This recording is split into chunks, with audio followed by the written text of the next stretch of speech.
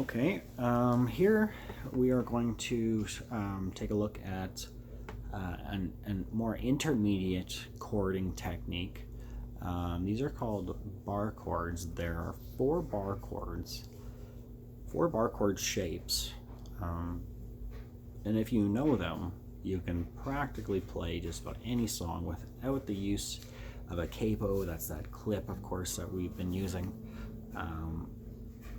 So the one that we normally will start with is the minor shape, minor chord on the 5th string, okay? So it doesn't matter what fret you do this on. It can be the 3rd fret, it can be the 5th fret. I like to pick the 5th fret for a lot of kind of starting points because it's kind of midway, between the headstock and the guitar, and it's easy to reach. And also the tension on our strings becomes a little bit lighter up here, so it's easier to really fret these notes properly and get them to hold down. Down here on the 1st fret, this is an F major chord. It's be a really tough chord to play for most beginners, just because of the tension of the strings. These acoustic strings, especially down on the 1st fret, super difficult. So we're not going to worry about that quite yet. We're going to just play up on the 5th fret here, or higher. So what we're going to do is we're going to start with our 1st finger on the 5th string, 5th fret, okay?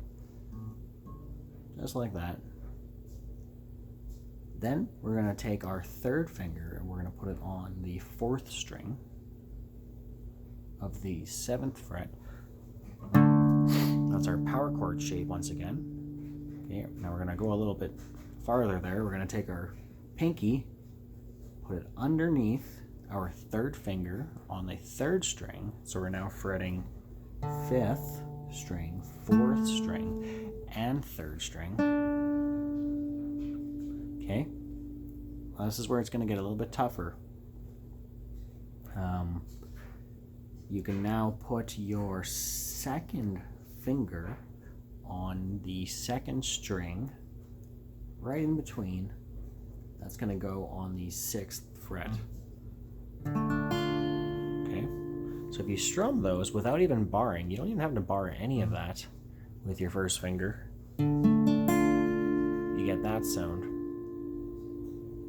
However, a true minor chord will have us laying this 1st finger down super flat against all 5 strings, not including the 6th string here. All 5 strings. And we're going to strum all of them now. Okay, so you get that nice, rich sounding minor chord. Now it takes quite a bit of practice to get it sounding that smooth. But it's a great place to start with bar chording once again.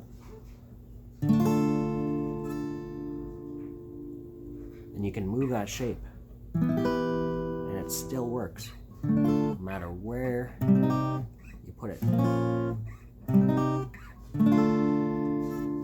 which is unlike an open chord like your E major or your E minor or your A minor or your D major. These chords that can only be played right here on the 1st fret. That's what makes them open chords. If you try to move them around anywhere else, they just become complete garbage, right?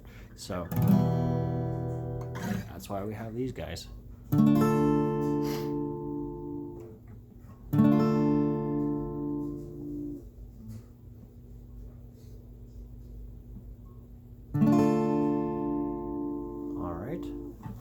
Awesome. Best of luck.